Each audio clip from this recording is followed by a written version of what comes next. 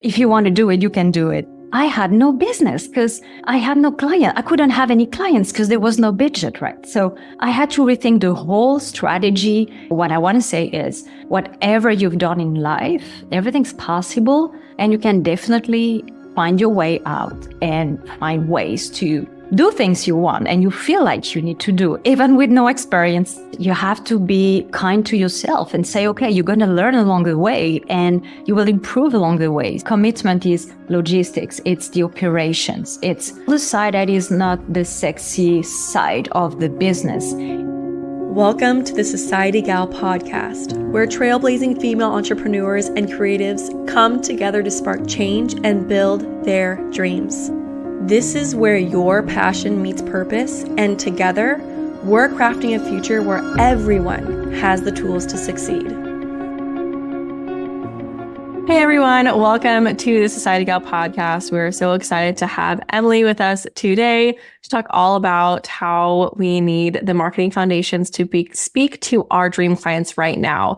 And even talking about her experience in the luxury market, which I'm super excited for you, Emilie, to be on here and to share your story about, getting into the luxury market and your whole experience there. It's a really awesome story to be told. So tell us a little bit about you and how you got to where you are. Thank you so much, Dana, for inviting me to your podcast. So, basically, I'm a corporate turned entrepreneur. I was a journalist, head of mission in different countries, and the director of success. It turned out that I became an entrepreneur one day, and it was waiting for a while. And I decided to run my full-time first company in Hong Kong, which was basically 6,000 miles away from my home in France. And at the time I was unemployed because I was laid off. And I decided that was actually the right time to just change my life and do something a little bit different. And I knew that I had things to build, deep inside. So I decided to just go over there. So why Hong Kong? Because I studied in Australia and I discovered Hong Kong at the time. I had friends over there. I was just shocked by the energy over there. And I knew one day I would go back there. I just followed my heart. Well, it wasn't that easy, right? It wasn't that easy. But I coped with it and I faced all the obstacles, all the barriers, difficulties, and little by little started diving into entrepreneurship. After 6 months having a retainer client, then a second one, then started working with one luxury brand and another one and trying to find my way through all this, which wasn't easy, but it was quite a great experience, just introducing myself briefly. But in the past, it was quite a great change because in the past I was a journalist. I used to interview quite important people, even celebrities like Charles Aznavour. And it was kind of a bit scary for me because I always heard that you need to have a business degree, or you have to know someone or invest money. All these limiting beliefs that wouldn't lead me to start my own business. So my message here is if you want to do it, you can do it. So little introduction about me. And tell us a little bit about getting into luxury events in Hong Kong. Like, what were you doing wrong, you would say, you felt like in the first 6 months you were there? And was this the first time you did events? Like, what was your story there and why were you doing events? Absolutely. I just wanted to do events. I don't know why. I just wanted to do events. It was fancy. I loved going myself to events because when I was a journalist, I was invited to many events and I would really enjoy myself going to the events. It was very glamorous, very classy. And I said, wow, this is something I should do actually. And I just had the vibe to do it. And the thing is, when I went to Hong Kong, I was a cultural journalist. So I was really paying attention to the cultural society, to arts, etc. And my dream was to work with cultural institutions over there, with the state, to organize amazing events for the people like we do in France. Basically, it's something that is quite common here in Europe, especially in France. And I thought that could be a great idea. But the thing is, there was no budget for it. There was no budget for this at all. Plus, art and painting outside is not something that is common. So I actually forgot something crucial to do. It was the market study. And I realized there was no business. I had no business because I had no client. I couldn't have any clients because there was no budget, right? So I had to rethink the whole strategy. And I have to say, I made a million mistakes. I didn't have any business plan or something like very rough. I had no thought of my business foundations. And that's why I talk about this every single day on socials and everywhere, because I see too many entrepreneurs not doing the primary work, which is the foundations. It's like a house. When there's no foundations, it fails. A business is the same. With no foundations, it fails. And I see so many entrepreneurs just running, pouring content online and exhausting themselves. And they haven't done the primary job, which is foundations. And I haven't done it myself. So I made the mistake myself. Now I'm trying to help others not making the same mistakes as myself. So I had no business. I didn't know how to cope with that. Nobody was explaining me at the time. There wasn't any business coach. I mean, it wasn't that common. So I had to understand what was the problem. So I started studying the market. And after a while, I discovered that there was a market, but somewhere else, near the luxury markets, near the luxury brands. And I discovered a new world, never worked within the luxury world before. And well, the money was there and I had to get money because I really needed to pay for my life. You can imagine the situation.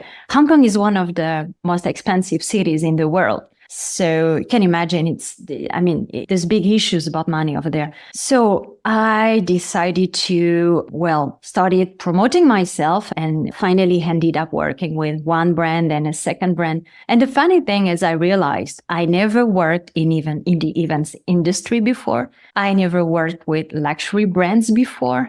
And the result was amazing. I actually ended up working with both, and doing both. So what I want to say is whatever you've done in life, everything's possible and you can definitely find your way out and find ways to do things you want and you feel like you need to do, even with no experience. Yeah, and that really strikes me about your story. Why I love it so much is you didn't need like 10 to 20 years in the industry of experience to start serving the luxury client, which I feel like people feel like they need to wait till they have like 20 years of experience and referrals and build that out. So how were you able to really speak to and serve the luxury client so quickly? Because I know, yes, there's that balance with experience and excellence, but kind of what did you do in your characteristics and how you served your client and how you connected with them? What did you do to so quickly get to the luxury market? I'm sure everyone's asking that question right now. Yeah, you basically have to learn the fast way. You have to learn the fast way and you're not perfect at the beginning. Just you have to be kind to yourself and say, okay, you're going to learn along the way and you will improve along the way. So you start with one project, then you see, how it wasn't that perfect. And then you move on to the next one, trying to be better and so on. And the end, when you really want to do it and you're putting a lot of efforts in it, then you end up doing it well. I don't want to say I did everything perfectly, even at the end, but at least I think clients would feel that I was doing it really with my heart. And we were talking about artistic events. It was kind of a little bit unusual events. So I think they let me organize it a little bit with my own eyes as well. So they were probably a bit kind to me, but still we had to do it. Properly, you can't lie to a VIP clientele. So you need to be very careful with that. But previously, I was a journalist at the Institut de France in French, which is one of where the intellectual society gathers. And I was quite used to these kind of events. It wasn't necessarily the luxury world, but it was a kind of high premium, places where I used to. So I wasn't totally disconnected from this world. But I just want to say that when you're doing things, when you put the work in it and you're really okay to improve yourself and you don't want to lie to yourself, then you can do the work properly. And even greatly. Yeah. And I like how you said before when we were talking is if you know how to share your vision well, plus committing to executing it well. So it's not just like the vision, which I think a lot of people have a vision for something, but you were able to connect with that market because of that commitment of executing with excellence. Like you really were like, okay, I'm stepping it up. I'm going to execute with excellence and do my best, but not just have the vision for it, right? Exactly. And it's true to say the vision and the commitment is different. I mean, commitment is logistics. It's the operations. It's all the side that is not the sexy side of the business. And I have to say that I wouldn't redo the same business anymore. Like I wouldn't run an events agency anymore because it's too much work and it's finally not really classy in a way that actually the few hours that are the events eventually is actually such a small part of the iceberg because the rest is like a lot of work and a lot of non-very glamorous work and a lot of logistics and just negotiation and things that are not so interesting, to be honest. So now I'm happy. I changed the business and I'm happy. I've learned a lot. It was rough. I have to say it was really rough, but you need to embrace destiny. You need to embrace your passions and just do it. You know, I did it. Now I wouldn't do it again, but at least it helped me a lot. Yeah. And where you are now. But I was comfortable now. Yeah. And I love your story of just showing how quickly you can change your life. It's amazing, isn't it? Yeah. In a year time. It's amazing. With those simple, vision and execution and jumping into it. I mean, just going to Hong Kong, like all those are like huge, huge jumps, which I think just you probably grew so much from that, which is so awesome to just show people that it's possible. Like you don't have to wait so long for something to happen. It's a matter of putting your head in the right place. Exactly. And just a small word about the funny thing is I decided to run my first full-time company in Hong Kong instead of my own country. And you know why? Because Hong Kong is the land of entrepreneurs. It's the land of easy entrepreneurship. And you can open a company in a few hours, if not less, with very little amount of money. People help you. People fight together. And I pay tribute to this amazing city who taught me so much. Mm-hmm. And there's this spirit that pushes you forward. It really helps you in all senses of entrepreneurship. And don't be afraid to go far away if it can help, because sometimes staying where you are is not the best option. But I'm not saying it's not a good option, but for yourself, it might not be the best option. But think of the amazing places of entrepreneurship. Yeah, the opportunities that rose when you were in that community, which is really a great point, is those who you surround yourself with really impact your business, right? And what people are showing that they can do that, you're like, oh, I can do that too, right? Makes it possible. Exactly. And when you surround yourself with people that gives you this energy to keep doing it, because you know how it is when you start your entrepreneurship life and you don't have the clients coming in. Every day you're in pain, you're failing. Because I always say that entrepreneurs win because they failed before, and no entrepreneurs ever won without failing first. So it's great to be surrounded by entrepreneurs because at least you know everybody failed around you. Yeah. So that's giving you so much better energy. And I love being surrounded by entrepreneurs because I know they will provide, the smile I need when I need, this smile when I fight every day. Because, you don't get the results overnight. So sometimes it's good to be surrounded by good people. I love that. The ones who understand you. Yes, the ones that get you, right? Failing alongside you. Because it feels so unique sometimes that you're like, oh, well, I failed. No one else is. Oh, no, that's just so not true. And if they haven't failed yet, they're going to fail eventually. So it's just part of the experience. I love that. So during your story, as you were explaining your awesome story in Hong Kong and with your events company, I wanted you to tell that story because of the great lesson of the foundation of your brand and how that shifted your business and how you went back to the foundations and how that changed. So what can someone do right now to strengthen and simplify their marketing foundations? So that's what you teach, that's what you preach. So tell us how someone can do that and really simplify that so they can make that shift to that dream client or that better client they really feel aligned with. Yeah, it's true to say it's important to simplify it because business has been overcomplicated for such a long time. And I wish all corporate professionals and everybody could think they could be great entrepreneurs, even though they've been corporate professionals, their own lives.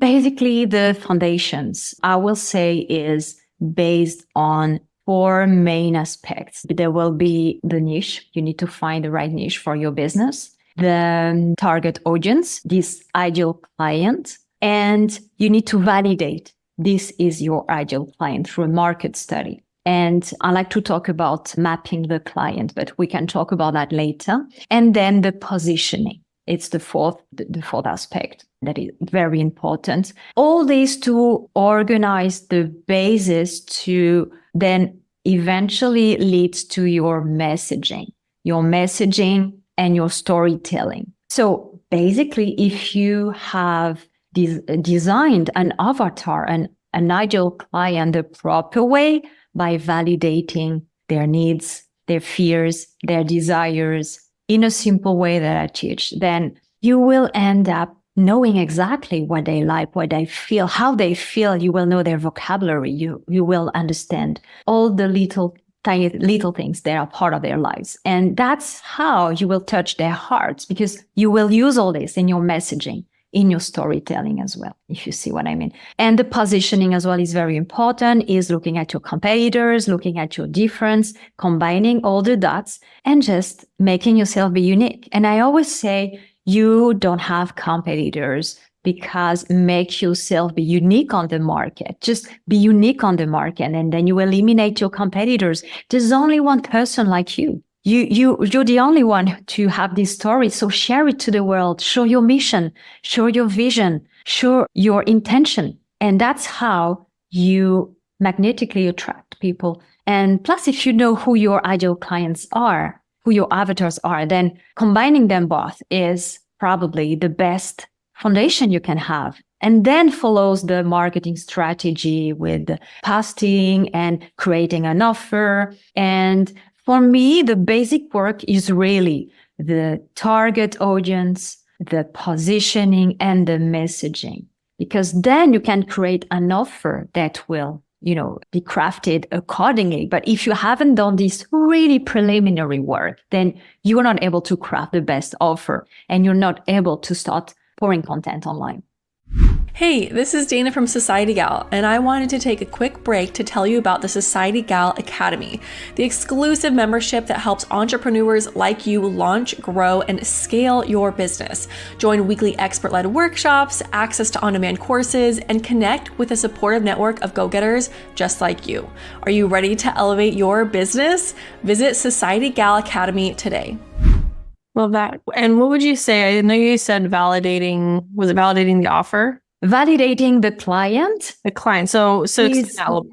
I think it's very important. And I find through the entrepreneurs, through my mentees, I find the most common problem comes from not knowing how to validate that this is actually the right client we're speaking to. I think figuring out who it is one of the hardest parts. It's not easy. It's not easy, but actually easy. But it's not easy when you don't know how to organize it. But sometimes, and that's what my clients say, it's actually, was it that simple? It's actually not so difficult eventually. But, it's just, you just need to know how it works. And I have very simple exercises that I share with my mentees, and then they do it, and they start understanding their clients very fast, actually, when they use it. Yeah. So can you give me an example of a client, or just an example of how can somebody validate who their client is if they're listening to this? So basically, I call it the client mapping. The client mapping, it's like a map. When you are looking at a city, you want to know where this quarter here, where this neighborhood is. So you need to map your client. So you need to talk to your client, actually. You need to talk to him, and then you will list a couple of details in a certain way that will come up with this map that your client have. And then you're good to go. It's actually quite simple. Great. And so when it comes to mapping, client mapping, or map your client, you're talking about talking to past clients? I'm talking about the clients that my mentees are trying to sell to. So these are the people we want to engage conversations with. We want to have as leads and eventually turn them into clients. So yes, we want to touch their hearts. And in order to do so, we need to know them so well that we have mapped them, if you see what I mean, in such a way that we know all the characteristics of their personalities, of their desires, their fears, and so on. I love that. Yeah, a deeper understanding of the people you're speaking to so they feel heard and cared for. So I love that. I don't want to reveal the whole strategy and my little exercises and tips, but I think that the way I explained, you can already do some work about that. Yeah, awesome. And so I really loved how you said, there's no competition when you lean into this. I think that's so true. I think we all feel, especially when we're in a very similar industry, and we see, let's say like photographers, you see a million wedding photographers, but when you define like your intention, like how you said, intention and mission based on your own experience, you do have something unique to offer and a unique take on something. And it's so, so true. And there's so much power in that and how you show up when you show up in that way. So I love that. Yeah, I think everybody's got a mission. Everybody's got something to say that is quite unique. And if you want to do the same as your neighbor, or you want to compare yourself and copying others, because that's the trick, you start looking at everything that is supposedly succeeding online, and you are in one way or another starting to do the same a little bit. And that's really not the right way to take. But definitely, talk about yourself and why you're doing this and so many other things that will definitely bring more attention to yourself. Great. And then do you have an example of a client you've worked with, before they worked with you, what you guys did together, and then what happened after that you'd like to share with this foundational marketing work? Well, yes, I have a client who is selling cosmetics online, TikTok and Instagram. And she came to me because she was not selling a lot of products and she wanted a little boost. And basically, we started doing this work and we did this very simple exercise that I used to do with my mentees. And once she started doing this, she got some amazing feedbacks and she realized what her clients really wanted. So the exercise was to ask her regular clients what they liked, what they disliked, and to ask a few different questions. And the answers were really interesting in the sense that we realized that a lot of points were missing, some others were not. And she actually didn't realize a few things that we brought to the new content strategy. We recalibrated everything and we changed the whole thing. And she then realized that she never ever validated her clients. She never really mapped them. She never really knew them deeply. So that's why her messaging wasn't the right one online, because she hasn't done this job of understanding her clients. So she wasn't talking to them the proper way. So after this study, she started, getting better business basically. And another one, she's selling tutoring classes. She's an English teacher and she's actually making business with Chinese people. And she wasn't sure of who she would have to target. And she wasn't sure of the avatar. So we started the market study and eventually we discovered new aspects of, marketing and new aspects of how they feel, how the client feel when he is in trouble and he really needs what she's selling actually. Because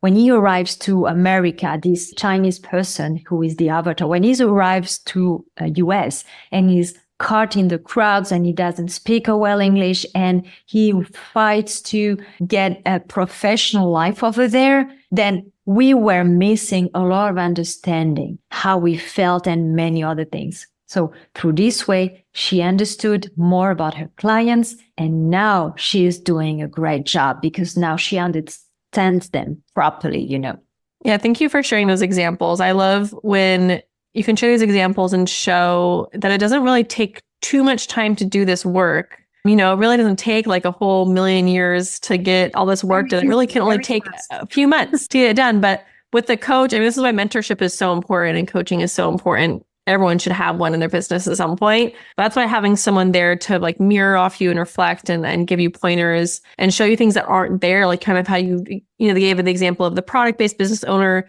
They just didn't understand what was there and where they needed to focus their understanding and their learning in the right places to then make the best content and then, be able to execute their strategy really well because they're speaking right to their client. It's just crazy how there's just these small shifts. Yes. And can you believe it's so easy and fast? And why don't we do the job? Why is it missing so often? That's ridiculous, but we're not aware of it. And it's a job. Marketing is a job. It's a science in a way. So don't wait too long. Don't wait till it's too late. You know what I mean? So I see entrepreneurs waiting too long to get help, actually. And it actually, that's what causes like burnout and just wrong business models that you end up putting yourself in that just, you'll learn from it. Yeah, but it's almost a path to failure because you're working with the wrong client. You're working with a wrong type of offer, like all these wrong things. And it's just sucking your energy. And you're underestimating yourself. You have this feeling of failure, the feeling of what am I doing wrong and what's wrong with me? And I'm putting so much effort and you're not even sleeping at nights sometimes. So really to come back to a healthy life, you should definitely hire a coach, honestly, because at the end of the day, when you've wasted a year,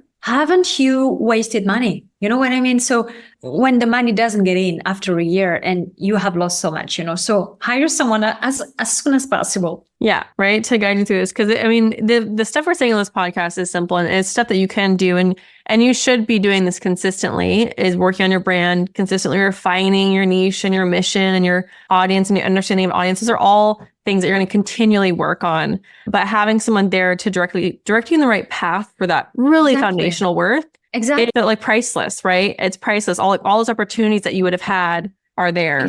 Because you get more clarity, you know where you're going. And sometimes it takes no more than 6 weeks time to do all the job, even including content pillar, creating the offers. My program is only 6 weeks. There's no reason not to do it. Awesome. Thank you, Emilie, for being on with us today and really just laying all that out for everyone to take some action on their foundational work and just to put that reminder out there to do it, continually to revisit all these foundational things, but also to get direction from a mentor with these things and how simple it can be, how quick it can be, and it can really shift the opportunities in your business. So thank you so much for sharing. Thank you so much. And own your life. Fear is temporary. Regret lasts forever. So just act on your future. Just do it. You'll make mistakes, but you'll get there. I love it. And then where can everyone find you on socials? People can find me on Instagram or on TikTok, Emilie Joulia Official. And I'm sure you'll leave a link or something. And